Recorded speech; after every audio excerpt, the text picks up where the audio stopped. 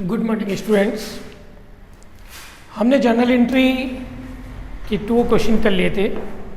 3rd number question है हमारा, generalized the following transaction. हम 3rd नंबर क्वेश्चन कर रहे हैं, जर्नलाइज द फॉलोइंग ट्रांजैक्शन। तो हेडिंग डालेंगे हम पहले journal entry, 3rd number question है journal entries in the books of journal entries in the books of, कोई नेम नहीं दिया है, हम भी यहां पर नेम नहीं देंगे, कॉलम बनाएंगे जर्नल एंट्रीज के।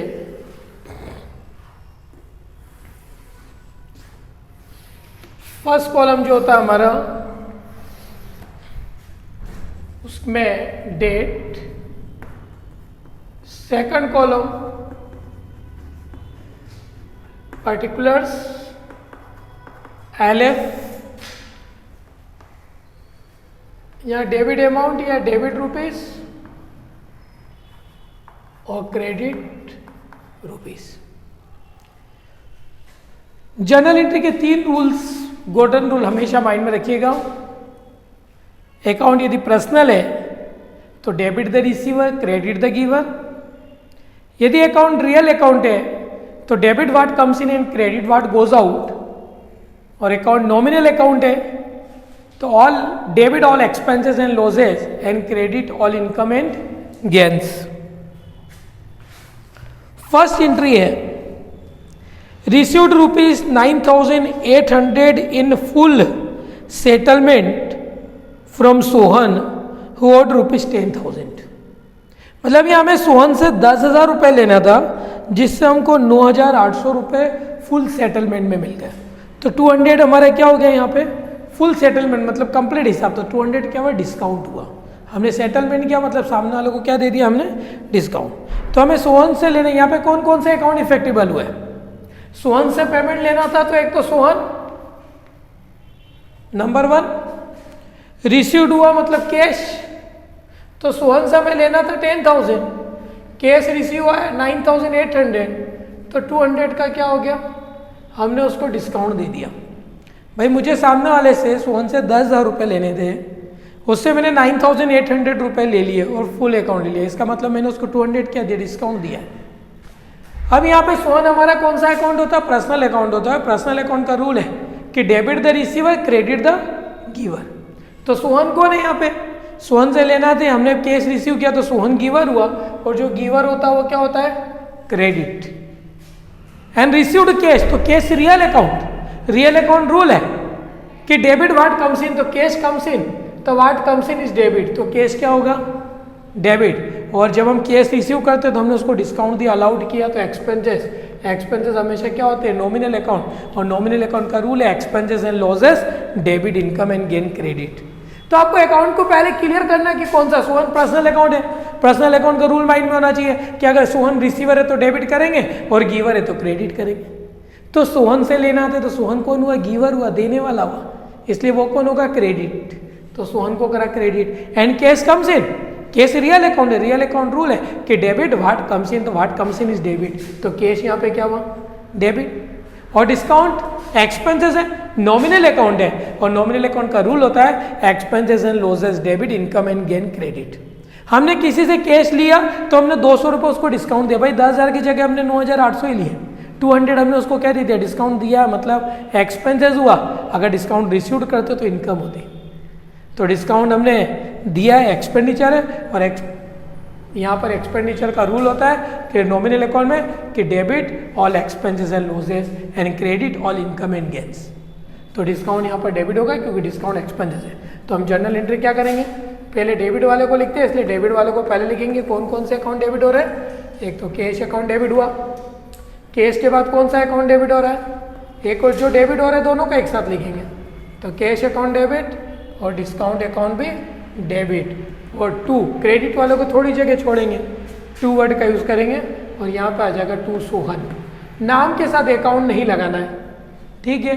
क्योंकि सोहन अकाउंट नहीं होता, सोहन का अकाउंट होता है, इसलिए सोहन से अकाउंट, या तो एस लगा के अकाउंट लगाया मत लगाइए। तो cash account debit, discount account debit to Sohan. हमें टू सोहन से लेना कितने थे? 10,000 रुपये लेने थे, तो सोहन क्रेडिट तो क्रेडिट। हमने कैश कितना है? 9,800, तो 200 क्या हो गया? डिस्काउंट हो गया। फिर इसका नरेशन लिखेंगे और इसका नरेशन क्या हो जाएगा? Being cash received, being cash received and discount देने को बोलते allowed, being cash received and discount allowed. ये थी हमारी फर्स्ट एंट्री। डेट नहीं दे रखी है, नंबर दे रखा तो नंबर डाल देते हैं।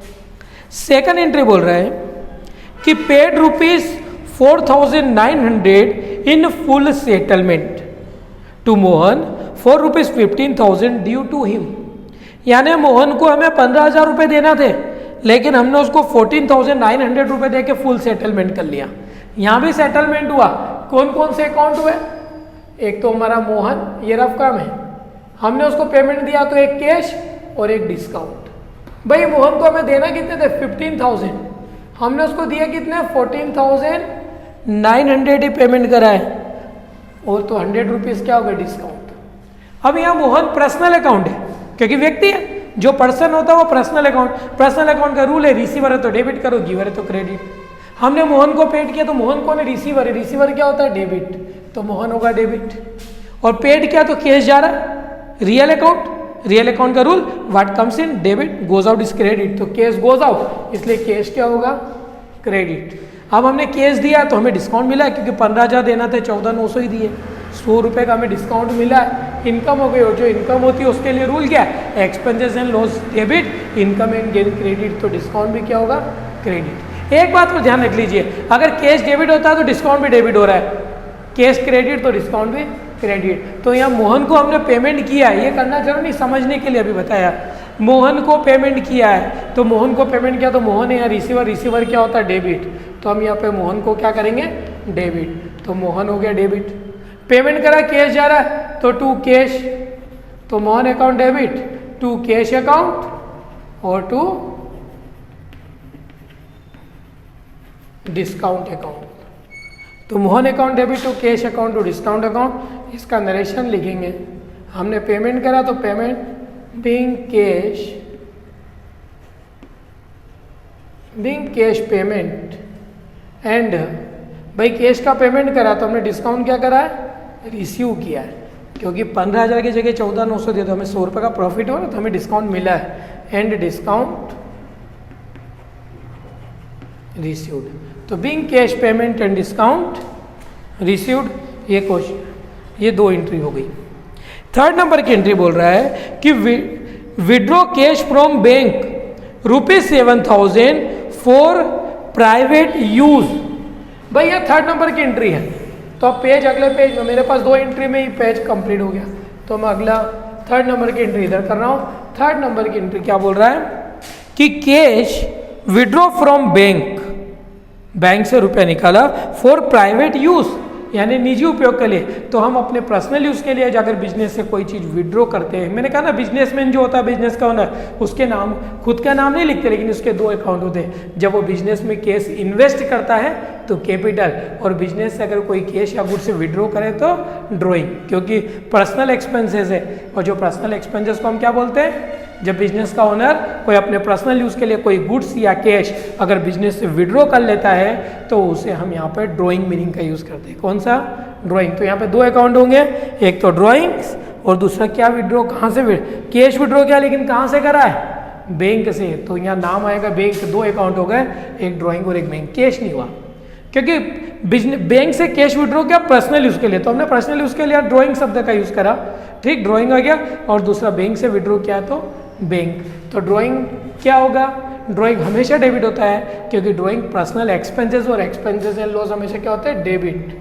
तो इसको हम डेबिट करेंगे, तो यहाँ ड्राइंग्स को डेबिट लिखेंगे, तो लिखेंगे ड्राइंग्स अकाउंट। जब भी पर्सनल यूज के लिए कुछ विड्रॉ करें, ड्राइंग हमेशा डेबिट होगा, तो ड्राइंग अकाउंट डेबिट टू, कहाँ से विड्रॉ किया? बैंक से, तो बैंक यहाँ पे क्रेडिट हुआ। क्यों क्रेडिट हुआ?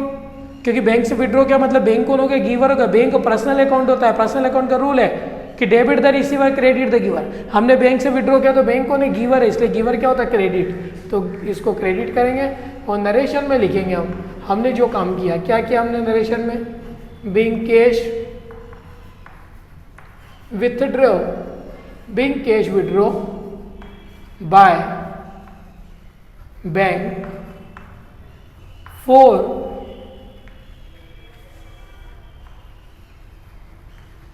पर्सनल यूज, उसने पर्सनल यूज के लिए विड्रॉ किया। और कितना अमाउंट विड्रॉ किया, 7,000 रुपीज़। तो 7,000 रुपीज़ की एंट्री होगी, कितने की एंट्री होगी, 7,000 रुपीज़ की एंट्री यहाँ पर कर देंगे।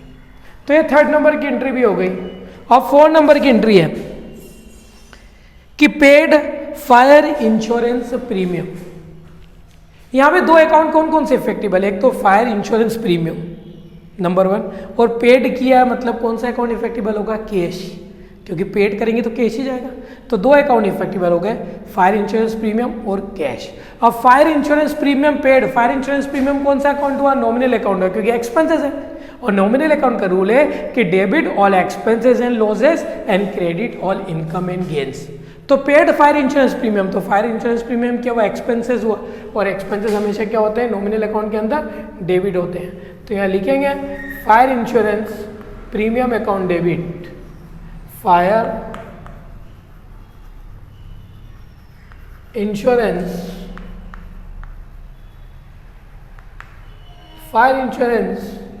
Premium account debit to cash account. Cash को क्रेडिट करा, क्योंकि पेड करेंगे तो cash goes out, cash real account, real account का rule what comes in is debit and goes out is credit, तो कैश गोज आउट, इसलिए क्या होगा क्रेडिट। और इसका नरेशन लिख देंगे हम, being fire insurance premium, being fire insurance premium paid. और ये जो फायर इंश्योरेंस प्रीमियम था यहाँ पर ये दे रखा है 1200। तो ये 1200 फायर इंश्योरेंस प्रीमियम डेबिट में भी और क्रेडिट वाले के सामने क्रेडिट में। ये करने के बाद आप क्वेश्चन के अंदर टोटल लगा लेंगे।